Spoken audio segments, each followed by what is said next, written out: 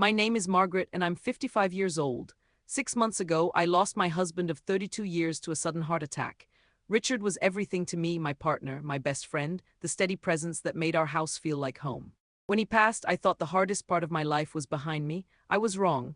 You see, grief has a way of revealing people's true colors, especially when it comes to family. My daughter Sarah, 28 years old, had always been what you might call ambitious. From the time she was little, she had expensive tastes and big dreams. Richard and I worked hard to give her everything we could: private school, college tuition, her first car, help with her apartment down payment. We never asked for thanks. That's what parents do, right? But after Richard died, something shifted in Sarah. Maybe it was grief, maybe it was something else entirely, but she started looking at me differently. Not as her mother who was also mourning, but as a resource. It started small. Mom, I know you're going through a tough time, but could you help me with my credit card bill this month? It's just that the funeral expenses must have been so hard on you, and I don't want you to worry about me too. Of course I helped. She was my only child, and I understood that everyone processes grief differently. Then it was her rent. The landlord is being unreasonable about the timing, Mom. You know how it is these days. Could you just cover me until my next paycheck? Again, I helped. Richard had always said that family comes first, and I wasn't about to stop living by those values just because he was gone. But the requests kept coming. Car repairs, medical bills, shopping sprees that she called therapy. Each time the explanation got a little thinner, the gratitude a little more perfunctory. I started to feel less like a mother helping her daughter and more like an ATM with emotions. The real wake-up call came 3 months after Richard's funeral. Sarah arrived at my house on a Sunday afternoon with her fiancé, Jake, a man I'd met perhaps 5 times in the 2 years they'd been together. Jake worked in marketing, drove a leased BMW, and had the kind of confidence that comes from never having been told no by life. "Mom, we have something exciting to tell you," Sarah announced as they settled into the living room that still smelled faintly of Richard's cologne. Jake proposed. I should have been overjoyed. My daughter was getting married. This was supposed to be one of those magical family moments, but something in her expression, the way her eyes gleamed with calculation rather than joy, made me cautious. "Congratulations, sweetheart," I said, hugging her. "When are you thinking of having the wedding?" "Well, that's actually what we wanted to talk to you about," Jake said, leaning forward with what I can only describe as a business smile. "We've been looking at venues and we found the perfect place. The Grandview Estate, you know the one? It's where the mayor's daughter got married last year." I knew the Grandview Estate. It was the kind of place that charged more for one event than most people made in a year.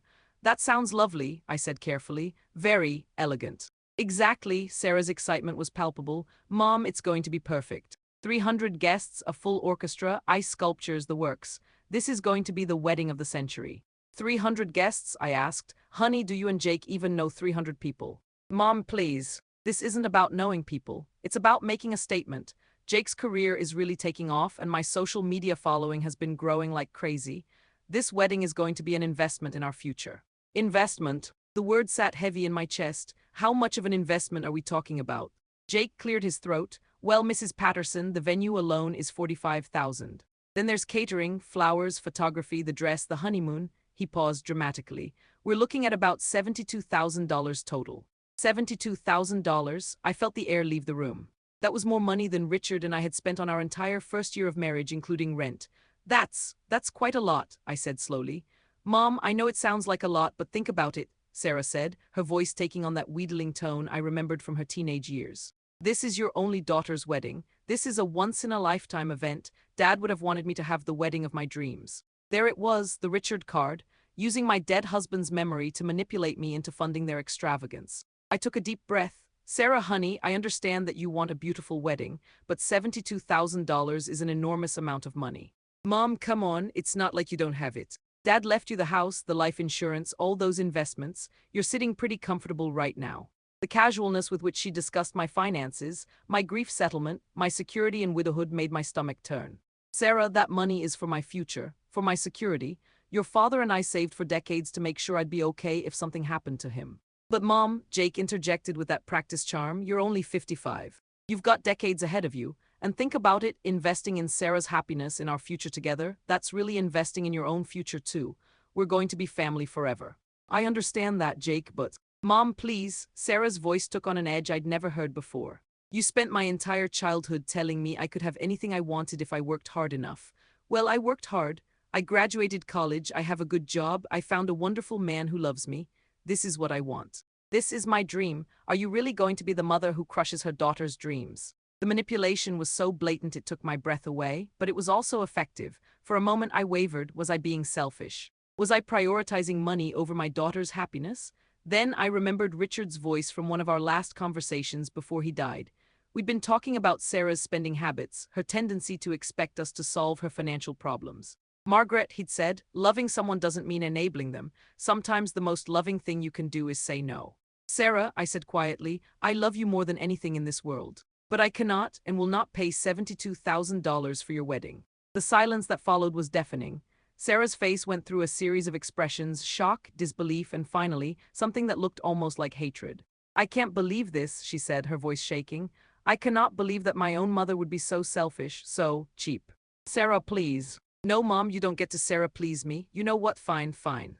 Jake and I will figure it out ourselves, but don't expect me to forget this. Don't expect me to just pretend like everything is okay between us. They left without another word. Jake didn't even look at me as they walked out the door. For the next 2 weeks, Sarah didn't call, didn't text. It was as if I had ceased to exist the moment I refused to fund her fairy tale wedding. I told myself this was just a phase, that she needed time to cool down and see reason. But deep down, I knew something fundamental had shifted between us. The silent treatment might have continued indefinitely if not for my sister Linda's birthday dinner.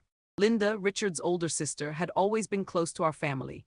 She'd helped us through Richard's funeral, had been checking on me regularly, and when she invited both Sarah and me to her birthday celebration, I thought it might be an opportunity to mend fences. I think Sarah will be there, Linda told me over the phone. Maybe you two can work things out. Life's too short to hold grudges. I agreed to come, hoping Linda was right. Maybe being around family would remind Sarah of what was really important. The dinner was at Rosario's, an upscale Italian restaurant that Linda's family frequented for special occasions. When I arrived, I saw that the party was bigger than I'd expected. Linda and her husband Tom, their 2 adult sons with their wives, and yes, Sarah and Jake. Also present were my brother-in-law's business partner and his wife, people I'd known socially for years. Sarah barely acknowledged me when I walked in. No hug, no smile, just a curt nod before she turned back to her conversation with Jake and one of my nephews. The first hour passed pleasantly enough. Good food, family stories, updates on everyone's lives. I began to relax, thinking maybe Sarah had decided to put our disagreement behind us for Linda's sake. I was wrong. It started during the main course. Sarah, who had been unusually quiet all evening, suddenly spoke up during a lull in conversation. You know, she said, her voice carrying clearly across the table, it's funny how you think you know your family and then they surprise you. Linda smiled, thinking Sarah was about to share something positive. Oh, what do you mean, honey? Sarah took a sip of her wine, her third glass, I noticed, and gave me a look that made my blood run cold. Well, Jake and I have been planning our wedding, you know, the most important day of our lives. And we thought, naturally, that family would want to be part of that, would want to help make it special. The table went quiet. Everyone could sense the tension, but nobody understood what was happening yet. That sounds lovely, dear, said Linda's daughter-in-law, trying to keep the mood light. Are you having it here in town? Well, that's the thing, Sarah continued, never taking her eyes off me. We found this beautiful venue. The Grandview Estate, you know, where really successful people have their celebrations. The kind of place where you can invite everyone who matters and show them how well you're doing in life. Jake put his hand on Sarah's arm, a warning gesture, but she shook him off. The thing is, Sarah said, her voice getting louder, when we asked my mother, my own mother, to help us pay for this once-in-a-lifetime celebration, do you know what she said? The entire table was staring now. Linda looked mortified. Tom was studying his pasta like it held the secrets of the universe. My nephews and their wives were exchanging uncomfortable glances. Sarah, I said quietly, maybe this isn't the place. No, Mom. No, I think this is exactly the place. These are our friends and family. They should know what kind of person you really are. She turned to address the table. My mother told me no. Not let me think about it, not maybe we can find a compromise, just no. Flat out refused to help her only daughter have the wedding she deserves. Sarah, please, Linda said gently. I'm sure your mother has her reasons. Oh, she has reasons all right, Sarah laughed bitterly. She's sitting on Dad's life insurance money, his retirement accounts, this big house that's way too much space for one person, and she can't spare $72,000 for her daughter's happiness. The number hung in the air like a bomb. $72,000. I watched as everyone at the table tried to process that figure, tried to understand whether it was reasonable or outrageous. 72,000, Tom said slowly. For a wedding. For my wedding, Sarah corrected. For the most important day of my life, but apparently my mother thinks her money is more important than my happiness. Sarah, that's not fair, I started to say. Fair, Sarah's voice was rising now, drawing stares from other diners. You want to talk about fair? Fair would be a mother who wants to see her daughter happy. Fair would be someone who understands that family comes first. Fair would be not making your only child beg for help and then humiliating her by saying no. I never humiliated you, I said, my own voice getting stronger.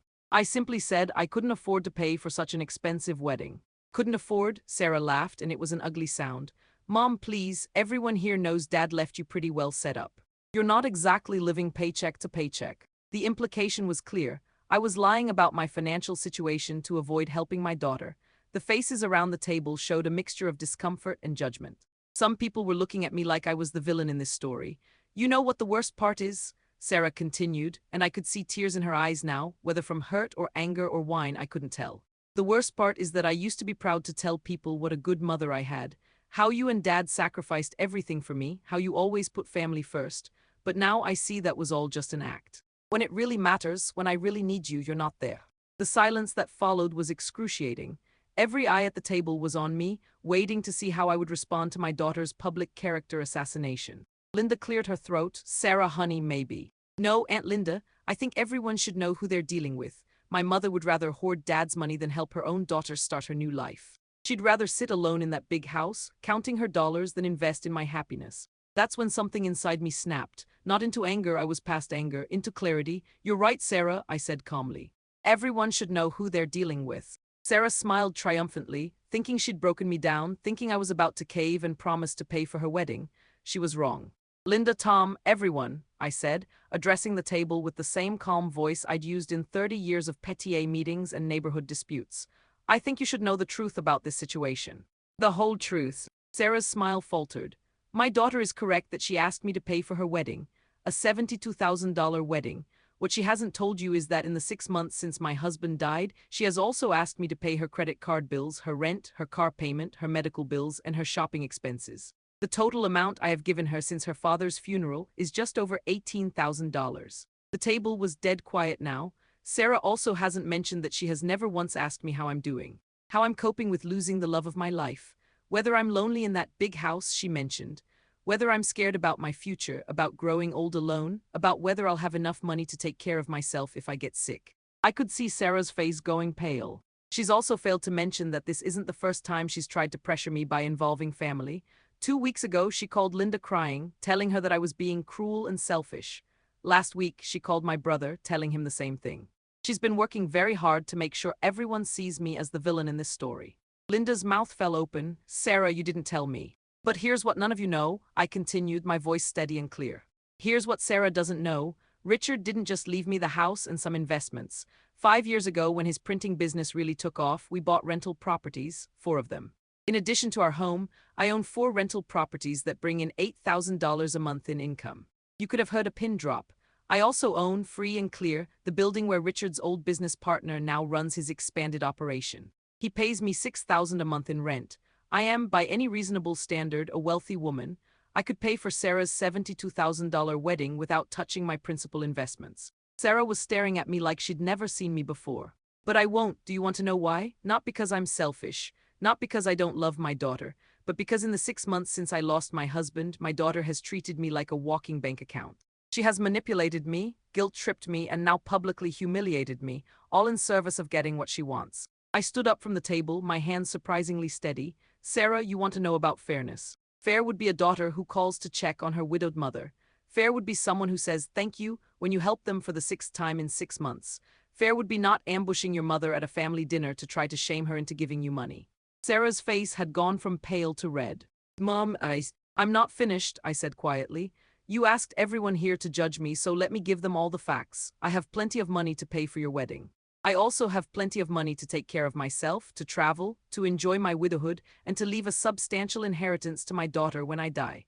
But that inheritance will go to the daughter who loved me, not the one who tried to use public humiliation to control me. I picked up my purse and looked around the table one more time. Linda, thank you for inviting me. I'm sorry your birthday dinner was disrupted. Everyone else, I hope you understand why I felt the need to set the record straight. I walked out of that restaurant with my head held high, leaving behind a table of stunned faces and one very shocked daughter. The drive home was surreal. I kept expecting to feel regret, to feel like I'd gone too far. Instead, I felt something I hadn't experienced in months, relief. The truth was finally out there, no more manipulation. No more guilt trips, no more being painted as the villain in my own life. My phone started ringing before I even got home. Linda first, then Tom, then my nephews. Everyone wanted to know if I was okay, to apologize for Sarah's behavior, to tell me they had no idea what had been going on. Margaret, Linda said when I finally answered her third call, I am so sorry. If I had known what Sarah was doing, I never would have. God, no wonder you look so tired at the funeral. She's been putting you through hell, hasn't she? I'm okay, Linda, really. Tonight was actually liberating. Do you think she'll apologize? Do you think she understands now what she's been doing?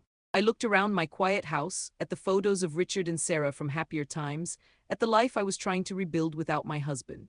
I don't know, I said honestly, but I do know that I'm done being anyone's ATM, even my daughter's. Sarah didn't call that night, or the next day. In fact, it was almost a week before I heard from her, and when I did, it wasn't the conversation I expected. Mom, she said when I answered the phone, her voice small and hollow, Jake broke up with me. Despite everything, my heart broke for her. Oh, honey, I'm sorry. He said that the way I treated you at dinner showed him who I really am. He said he couldn't marry someone who would humiliate their own mother in public. I didn't know what to say to that. He also said that if you have that much money and you still said no to the wedding, maybe there was something wrong with what we were asking for. There was a long pause. Mom, I think I've been horrible to you. Sarah, no, let me say this. I've been thinking all week about everything that's happened since Dad died. And you're right, I haven't asked how you're doing. I haven't thought about how lonely you must be, how scared you must be. I've just been thinking about what I could get from you. Her voice broke. I miss Dad so much, and instead of grieving with you, I took my grief out on you. I made you the enemy when you're the only family I have left. I found myself crying too. Oh, sweetheart. I know I don't deserve it, but is there any chance you can forgive me? Any chance we can start over? I thought about Richard, about what he would have wanted. I thought about the daughter I'd raised, who was somewhere underneath all that entitlement and manipulation. I thought about the woman I wanted to be as I built my new life without him. Yes, I said, there's always a chance. But things have to be different, Sarah. I won't be treated like an ATM anymore. I won't be guilt-tripped or manipulated. If we're going to rebuild our relationship, it has to be based on mutual respect. Yes, God, yes. I understand. I'm so sorry, Mom. I'm so sorry. That was 3 months ago. Sarah and I have been rebuilding our relationship slowly, carefully. She's been going to therapy to work through her grief and her relationship with money. She got a small apartment she can afford on her own and has been learning to live within her means. Last month, she met someone new, a teacher named David who drives a 10-year-old Honda and thinks a perfect date is hiking and a picnic. When she told me about him, her whole face lit up in a way it never had when she talked about Jake. Mom, she said, I think I'm learning what really matters. What's that, honey? People who love you for who you are, not what you can give them. As for the wedding, Sarah and David are planning a small ceremony next spring. 50 guests, a local venue, flowers from a farmer's market. The whole thing will cost about $8,000. Mom, Sarah said when she told me about their plans, I'd like to pay for it myself. I want this to be something David and I create